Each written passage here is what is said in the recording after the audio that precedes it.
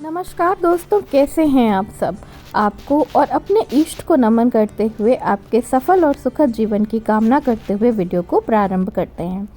दोस्तों, दीपक और दीपक में जलने वाली बाती दोनों ही हमें ईश्वर से जोड़ती है।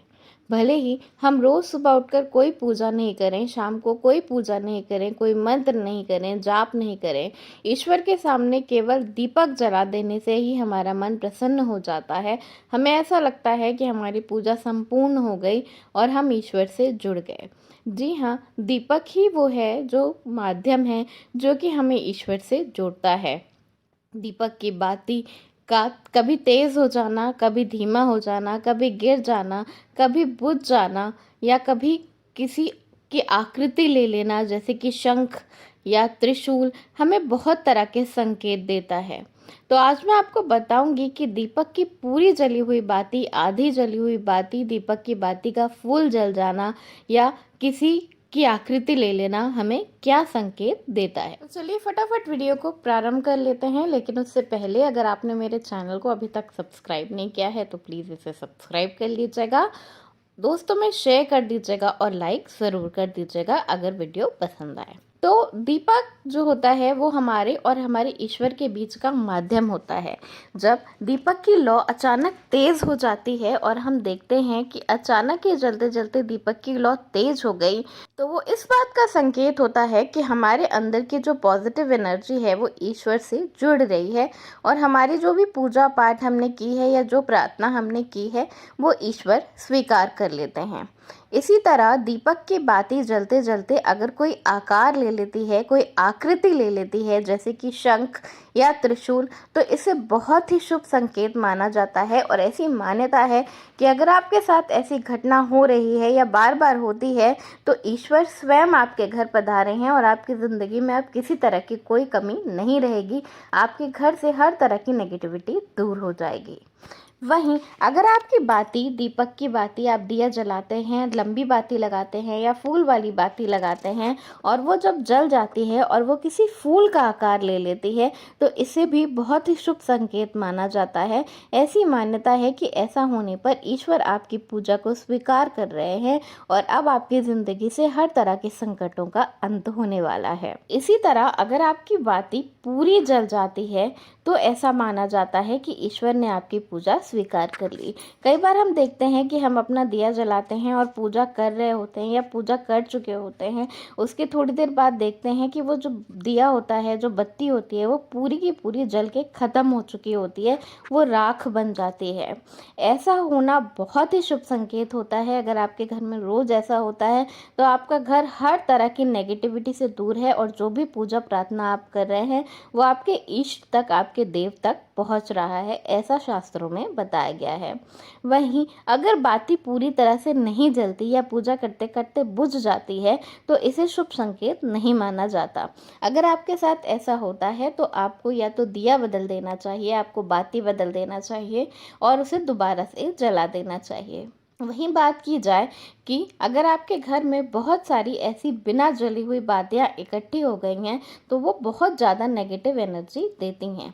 तो उसके लिए आपको करना क्या है कि उन सब बातियों को एक साथ इकट्ठा करके और उसके ऊपर थोड़ा सा अक्षत और चीनी या कोई भी शक्कर का दाना रखकर, कपूर रखकर उसे जला दें और उसके बाद उस राख को पेड़ों में डाल दें, किसी ऐसी जगह पर जहाँ पर किसी का पैर ना पड़े।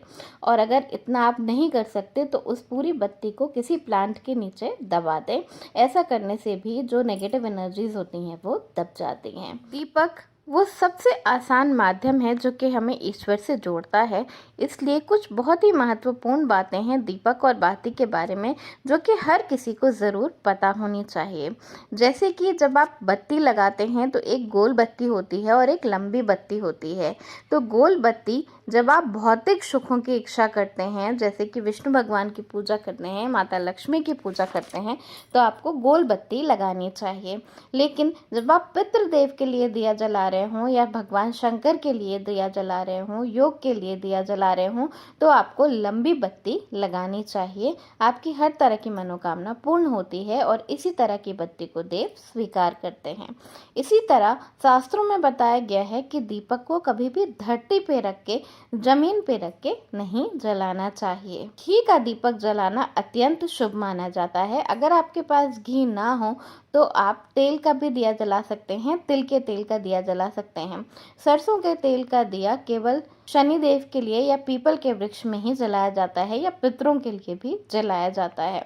जब आप पितरों के लिए दिया जला रहे हो तो वो दिया भी कभी भी जमीन पर रख के नहीं जलाना चाहिए और उस दिए का मुंह हमेशा दक्षिण की तरफ होना चाहिए, तभी वो दिया आपके पितरों को मिलता है और उनकी मुक्ति का मार्ग बनता है। दिया जलाते वक्त हमेशा मन में ईश्वर को याद करते हुए दिया जलाना चाहिए, तभी आपके अंदर की जो एनर्जीज होती हैं वो जाकर पॉजिटिव एनर्जी ईश्वर से जुड़ती हैं। दिया जलाते वक्त अगर आप और कुछ सोच रहे होते हैं, आपके मन में और कोई ख्याल आता है हो रहा होता है, तो उस तरह के दिए जलाने का कोई भी अर्थ नहीं होता। हमें अपने मेन डोर के लेफ़्ट और राइट दोनों तरफ दिया ज़रूर जलाना चाहिए। अगर आप ये काम रोज़ शाम को नहीं कर सकते तो कम से कम सैटरडे की शाम को अपने दरवाजे के राइट की तरफ दिया ज़रूर जला देना चाहिए। पीपल के पेड़ पे भी दिया जलाना अत्यंत शुभ माना जाता है। अगर आप ये काम रोज़ नहीं कर सकते तो सैटरडे को ज़रूर करना चाहिए। अपने मुख्य द्वार के बीचों बीच अगर आप दिया जलाते हैं तो ऐसा करना भी बहुत ही शुभ माना जाता है। ऐसा करने से आपके घर से हर तरह की नेगेटिविटी दूर होती है और आपके घर में माता लक्ष्मी का प्रवेश होता है। शाम के समय दिया जलाना अत्यंत शुभ माना जाता है। हर किसी को अपने मंदिर में शाम के समय दिया ज़रूर जलाना चाहिए और जब शाम के समय आप दिया जला रहे हों तो आपको 2 दिया जलाना चाहिए। राइट की तरफ जो आप दिया रख रहे हों वो घी का दिया होना चाहिए और लेफ़्ट की तरफ जो आप दिया रख रहे हों वो सरसों के तेल का दिया होना चाहिए। इसी तरह तुलसी के पेड़ में हर रोज़ शाम को दिया ज़रूर जलाना चाहिए और शमी के पेड़ में हर सैटरडे को दिया ज़रूर जलाना चाहिए। दोस्तों, दिया जलाना वो सबसे आसान काम होता है जो कि हम ईश्वर को अपनी श्रद्धा जताने के लिए, अपनी श्रद्धा दिखाने के लिए करते हैं और अपने मन को, उससे हमारे मन को बहुत बड़ी शांति मिलती है। शाम के समय अगर आपका मन विचलित हो जाए, आपको अच्छा नहीं लगे, आपको कुछ समझ में नहीं क्या करना है, ज़िंदगी में बहुत सारी मुसीबतें हों, तो ईश्वर के सामने केवल एक दिया जला लें और उसके सामने बैठ जाएं और उस दिए को देखते हुए अपनी प्रार्थना करें। यकीन मानिए दोस्तों, वो प्रार्थना ज़रूर स्वीकार होगी, दिए की लौ ज़रूर ऊपर जाएगी और ईश्वर से आपकी हर तरह की मनोकामना, ईश्वर आपकी मनोकामना ज़रूर पूर्ण करेंगे। शाम के समय जिन लोगों के घर में दिया जलता है उन लोगों के घर में माता लक्ष्मी और भगवान विष्णु स्वयं वास करते हैं। संध्या के समय में वो ज़रूर आपके घर में पधारते हैं। तो दोस्तों, ये हैं दिए और बाती से जुड़ी हुई कुछ बहुत ही महत्वपूर्ण बातें जो कि हर किसी को ज़रूर पता होनी चाहिए और कुछ ऐसे संकेत जिनसे हमारी ज़िंदगी खुशहाल होती है। और अगर आपका दिया पूरा नहीं जलता तो जो मैंने उपाय बताए हैं वो ज़रूर करके देखें। धन्यवाद। वीडियो पसंद आया हो तो लाइक ज़रूर करिएगा।